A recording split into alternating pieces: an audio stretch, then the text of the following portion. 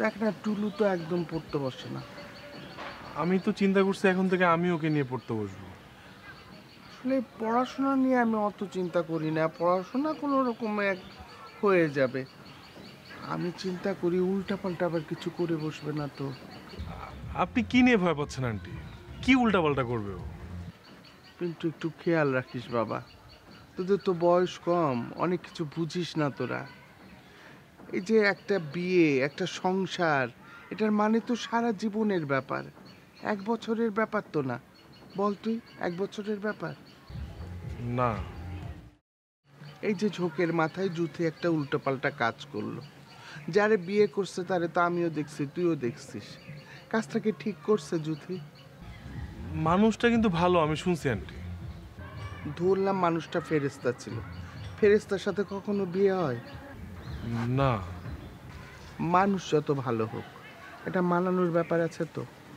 মানানোর ব্যাপার না হয় বাদই দিলাম, এখন কি হবে? কি পরিণতি হলো? মা বাপ বিয়ে দিলে এরকম বিয়ে দিত? না। এমনি বলতেছে আর কি, ওর বিষয়ে মাথা ঘামানোর আমার কোনো দরকার নাই, ইচ্ছাও নাই।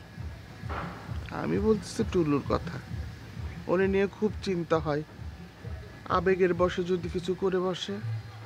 আমার কিন্তু মনে হয় আন্টি টুলু এই বিষয়টাতে ভুল করে বসতে পারে। টুলু দুর্বল না? হ্যাঁ আন্টি, দুর্বল তো। কিভাবে ওকে ফেরাবো বলতো? এমনিতে আগের থেকে ওই বাড়ির সাথে একটা গ্যাঞ্জাম আছে। বুলবুলির বিয়ে হওয়ার পর ভাবলাম যে একটা ঝামেলা মিটলো, এখন হচ্ছে আর এক যন্ত্রণা। আগে বিয়ে হয়েছে এমন এক মেয়ের সাথে, কি করে আমার অবিবাহিত ছেলের বিয়ে দিব আমি? আমি কি ঠেকছি নাকি? আবার আমার এটাও মনে হয় টুলু এই বিষয়ে চিন্তা নাও করতে পারে। কেন এরকম মনে হয়? না, এমনিতে টুলু অনেক বুদ্ধিমান। আমাদের বন্ধুদের মধ্যে তো এইসব ব্যাপার ওই সবচেয়ে ভালো বোঝে। তোরে বলছি। কেন আন্টি, আপনার মনে নাই? জুতি তো ওই লোকটাকে বিয়ে করতে চায় নাই। জুতি তো ওই লোকটার সঙ্গে গেছে টুলুর উপর রাগ করে। জুতি তো আসতে চাইছিল টুলুর সঙ্গে, কিন্তু এই বয়সে বিয়ে করা ঠিক হবে না, এই কারণে তো টুলু আর জুতিকে আনতে চায় না। আল্লাহ যেন তেমন সুমতি এবারও আমার ছেলেরা দেয়। আপনি টুলুকে নিয়ে চিন্তা করেন না আন্টি। যা, টুলুরে ডাক, ওরে নিয়ে নাস্তা কর যা।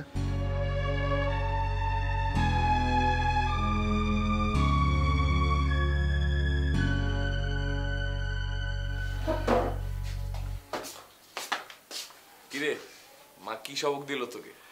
আন্টি কোনো সবক দেয় নাই, কতগুলো উচিত কথাই বলছে।